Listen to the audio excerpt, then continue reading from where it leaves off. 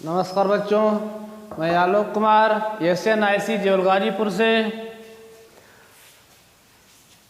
आपको हम इस वीडियो में गोलीय दर्पण के बारे में बताएंगे।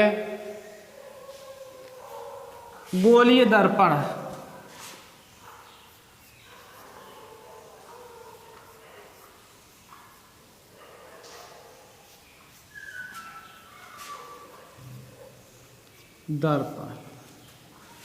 गोलीय दर्पण इसका मतलब इंग्लिश हो गई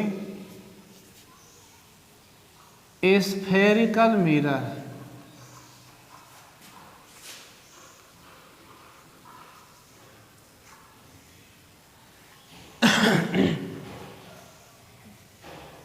गोलीय दर्पण होता क्या है? गोलीय दर्पण में आपका एक गोल कांच होता है। जैसे आप गेंद देखे होंगे, जिससे आप बच्चे क्रिकेट खेलते हैं, कास्को गेंद बोलते हैं उसको, कास्को की। उसी तरह से एक गोल कांच है। गोलीय मतलब गोल, दर्पण इस तरह से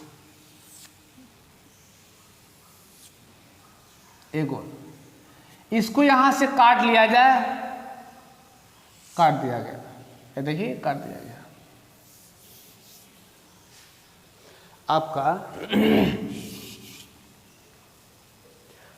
समतल दर्पण तो जानते हैं। गोलीय दर्पण के बारे में, एक गोलीय कांच का खोखला गोला है जिसको काट लिया जाए और उसके एक तरफ या तो इधर से या तो अंदर की तरफ से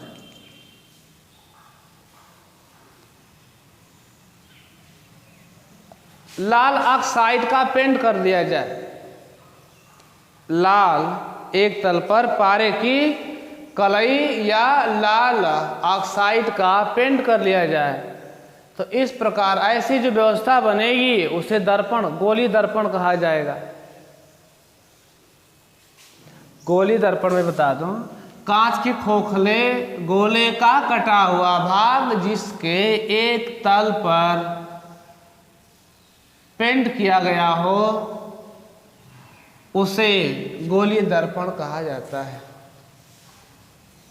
अबे देखा जाएगा, कांच का खोखला गोला है, खोखला गोला है तो इसमें क्या होगा? केंद्र भी होगा और इसकी त्रिज्या भी होगी, इसका व्यास भी होगा। वृत्त के बारे में जानते हैं आप, उसमें त्रिज्या होता है, केंद्र होता है, व्यास होता है। गोलीय दर्पण दो प्रकार के होते हैं। गोलीय दर्पण दो प्रकार। नंबर एक, अवतल दर्पण।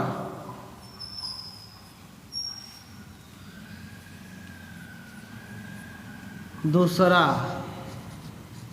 उत्तल दर्पण।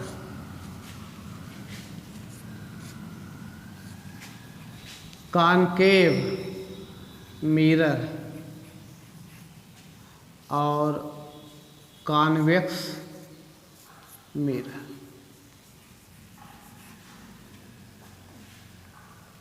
अवतल दर्पण, उत्तल दर्पण। अवतल मीन्स होता है दबा हुआ, दबा हुआ। अर्थात अवतल दर्पण किसे कहते हैं? अवतल दर्पण वह दर्पण होता है जिसमें प्रकाश का परावर्तन दबे हुए पृष्ठ से होता है, दबे हुए तल से होता है, उसे अवतल दर्पण कहते हैं। और उत्तल दर्पण, उत्तल मीन्स उभरा हुआ होता है। अर्थात उत्तल दर्पण वह दर्पण होता है जिसमें प्रकाश का परावर्तन उभरे हुए पृष्ठ से हो। अर्थात भाई, अवतल दर्पण जब होगा तो उसमें क्या करना पड़ेगा? अब ये देखा जाए, अवतल में दबा हुआ तो दबे हुए पृष्ठ से प्रकाश का परावर्तन होगा, तो जो भरा हुआ है इधर पेंट मारेंगे। अवतल में दबे हुए पृष्ठ से प्रकाश का परावर्तन होगा। और उत्तल में उभरे हुए पृष्ठ से, अर्थात इसके विपरीत जो है कि पेंट किया गया होगा, इस तरह से प्रकाश का परावर्तन होगा। यह कौन सा है? यह उत्तल है और यह अवतल दर्पण है। अवतल में बता दिया ना, अवतल मीन्स दबा हुआ, तो दबे हुए पृष्ठ से प्रकाश का परावर्तन होगा। तो जब दबे हुए पृष्ठ से होगा, इसका मतलब उभरे हुए पर पेंट मारा गया होगा। और यह उत्तल में उभरे हुए पृष्ठ से प्रकाश का परावर्तन हो रहा है, तो इस तरह से होता है उभरे हुए पृष्ठ से। अब आगे हेडिंग है, गोली दर्पण से संबंधित कुछ परिभाषाएं हैं, उसमें देखा जाए क्या क्या परिभाषाएं होती हैं।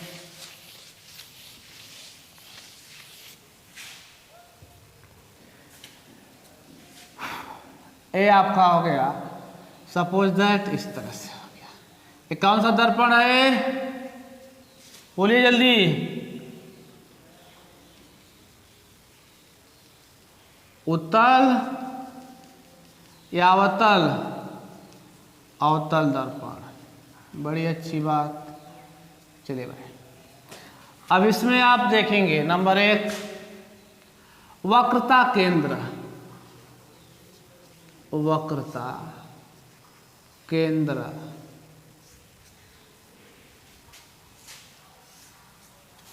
Centre of curvature. इसमें वक्रता केंद्र क्या होता है भाई? देखिए, जब गोला होता है मतलब जो एक वृत्त होता है, इस वृत्त में इसका केंद्र होगा। उसी तरह से यह दर्पण है, कौन सा दर्पण? गोली दर्पण है। कौन सा गोली? अवतल दर्पण है। यह कैसे बना होगा? यह भी पहले किसी खोखला गोला रहा होगा। यह पहले ये क्या रहा होगा? पहले खोखला गोला रहा होगा, इस तरह से। उसी से यह भाग काटा गया है, उसी से भाग काट करके इस पर पेंट मार दिया गया है, तो यह दर्पण बना है। सीधी सी बात है ना। तो जब यह पहले पूर्ण रूप से गोला रहा था, तो उसमें एक केंद्र जरूर रहा होगा। केंद्र होगा। तो यह जो केंद्र है, यह पहले वाले गोले का केंद्र है। इसको अगर हटा दिया जाए इस तरह से, लीजिए, यह केंद्र कौन है? यह पहला जो गोला था उसका केंद्र है। अब देखिए, वक्रता केंद्र की परिभाषा बन रही है।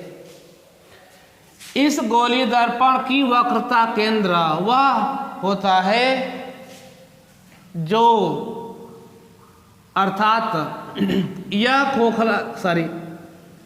गोली दर्पण जिस खोखले गोले का कटा हुआ भाग है।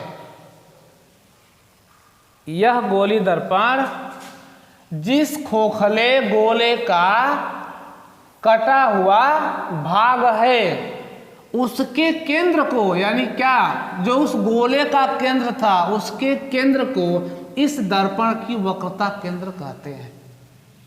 फिर से,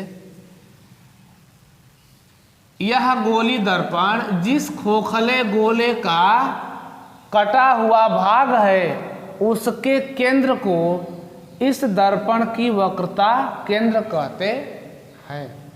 इसको सी से दिखाते हैं।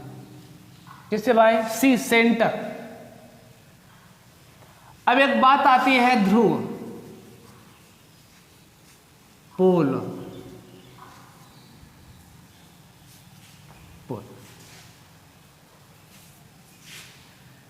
ध्रुव हो गया। इसको जो है, यह दर्पण है, इसको परावर्तक तल कहते हैं। परावर्तक तल माने लौटने वाला तल। जितना दूर पेंट मारा गया है यहां से लेकर के यहां तक, इसको परावर्तक तल कहते हैं। तो ध्रुव की परिभाषा होती है, परावर्तक तल, देखिए पूरा है यहां से यहां तक, परावर्तक तल के मध्य बिंदु को, यानी इसके ठीक बीचों बीच मध्य बिंदु को ध्रुव कहा जाता है। पोल। परावर्तक तल के मध्य बिंदु को ध्रुव कहते हैं। और वक्रता त्रिज्या, वक्रता त्रिज्या बाबू। फिर वही परिभाषा, यह गोली दर्पण जिस खोखले गोले का कटा हुआ भाग होता है उसकी त्रिज्या को इस दर्पण की वक्रता त्रिज्या कहते हैं। तो भाई देखिएगा, यह मान सपोज दैट यह एक वृत्त आपका यदि हो तो त्रिज्या क्या होती है, इसके केंद्र से इसके परिधि तक मिलाते हैं, यही होती है वक्रता त्रिज्या। तो इसमें भी यहाँ से लेकर के यहाँ तक, या यहाँ से लेके यहाँ तक, या यहाँ से लेके यहाँ तक जो भी मिलाएंगे वक्रता त्रिज्या ही होगा। अब आगे मुख्य अक्ष। मुख्य अक्ष क्या होता है? Principal axis. सॉरी, अब देखिए मुख्य अक्ष। मुख्य अक्ष की परिभाषा बन रही है कि ध्रुव, दर्पण के ध्रुव तथा दर्पण की वक्रता केंद्र को मिलाने वाली रेखा को आगे बढ़ा दिया जाए तो यह दर्पण की क्या कहलाती है? इस मुख्य अक्ष कहलाती है। दर्पण के ध्रुव तथा वक्रता केंद्र को मिलाते हुए आगे बढ़ा दिया जाए, मिलाने वाली रेखा को इस दर्पण के मुख्य अक्ष कहते हैं।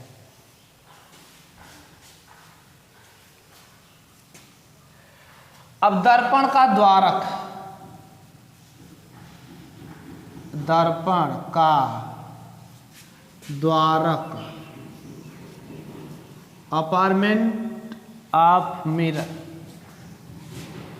दर्पण का द्वारक किसको कहते हैं? इस परावर्तक तल के, यह परावर्तक तल के भाग को दर्पण का द्वारक कहते हैं। परावर्तक तल के व्यास को, यह देखिए यहां से लेकर के यहां तक, दर्पण का द्वारक कहलाता है। आप जान लिए वक्रता केंद्र, ध्रुव, वक्रता त्रिज्या, मुख्य अक्ष और दर्पण का द्वारक। अगली हेडिंग आप देखेंगे मुख्य फोकस। मुख्य फोकस, प्रिंसिपल फोसाई। मुख्य फोकस क्या होता है? देखिएगा, यह आपका अवतल दर्पण और यह उत्तल दर्पण है। उत्तल दर्पण में आपका एक जो डॉटेड लाइन है, यह दिखा रहा है कि यह क्या है भाई? आभासी है। जहां पर भी फिगर में आपको डॉट डॉट लाइन दिखाई देगी वह आभासी समझेंगे आप। जब भी फिगर बनेगा तो प्रकाश की किरण हमेशा बाएं से ही दर्पण हो या लेंस हो उस पर डाली जाती है। जब भी चित्र आपके सामने आएंगे प्रकाश किरणें जो है दर्पण पर या लेंस पर बाएं से ही डाली जाती है। ये नहीं कि आपको दो कि इधर से डाल दीजिए प्रकाश किरण, नहीं, इधर से ही डाली जाए। तो मुख्य फोकस क्या होते हैं? मुख्य फोकस क्या होता है कि जब प्रकाश की किरण मुख्य अक्ष के समांतर चलती है तो दर्पण से टकराकर वापस आते हैं और मुख्य अक्ष को जिस बिंदु पर काटते हैं, मुख्य अक्ष को देखिए हटा देता हूं मैं सबको। चलिए, यह प्रिंसिपल एक्सिस है, यह सी है। तो मुख्य अक्ष के समांतर प्रकाश की किरण चली और परावर्तन दर्पण से टकराकर के वापस लौटेंगी जरूर और लौटने के पश्चात इस मुख्य अक्ष को जिस बिंदु पर काट रही हैं वही इस दर्पण का मुख्य अक्ष मुख्य फोकस कहलाता है। या इसमें करेंगे तो मुख्य अक्ष के समांतर चलने वाली प्रकाश की किरण परावर्तन के पश्चात जिस बिंदु से आती हुई प्रतीत होती हैं, देखिए आती हुई प्रतीत होती हैं, उस पॉइंट को मुख्य फोकस कहते हैं। इसमें क्या है कि वास्तव में मिल रही है और यहां पर मिलती हुई प्रतीत होती हैं। तो इस उत्तल दर्पण में आपका मिलती हुई प्रतीत हो रही है और अवतल दर्पण में वास्तव में मिल रही। अगली हेडिंग फोकस दूरी।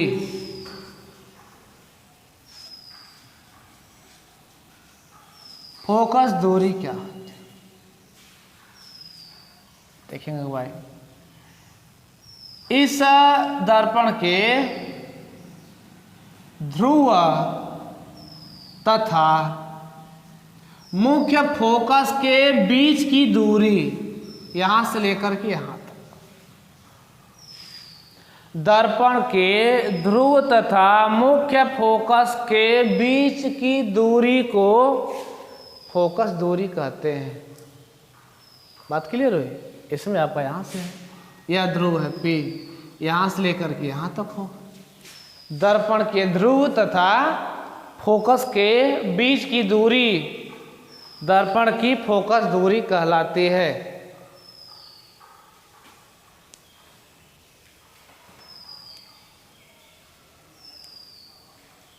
अगली हेडिंग फोकस तल। लास्ट हेडिंग है आपकी इस वीडियो की, फोकस तल। फोकल प्लेन वह तल, वह यानी कि फोकस तल वह तल है जो मुख्य फोकस में से होकर जाता है, मुख्य फोकस में से होकर जाता है तथा फोकस पर लंबवत होता है। वह तल जो मुख्य फोकस से होकर जाता है तथा मुख्य अक्ष के क्या होता है, लंबवत होता है। इस तरह से उस तल को फोकस तल कहते हैं। अब नहीं जाने को तो इससे यह भी जाएगा, लेकिन क्या है मुख्य अक्ष पर यह लंबवत नहीं है, तो कहेंगे वह तल जो मुख्य फोकस से होकर जाए और मुख्य अक्ष पर क्या हो, लंबवत है, उस तल को क्या कहते हैं, फोकस तल कहा जाता है। इसमें आपके लिए इतना ही। आगे हम लोग फिर मिलते हैं, तब तक के लिए नमस्कार।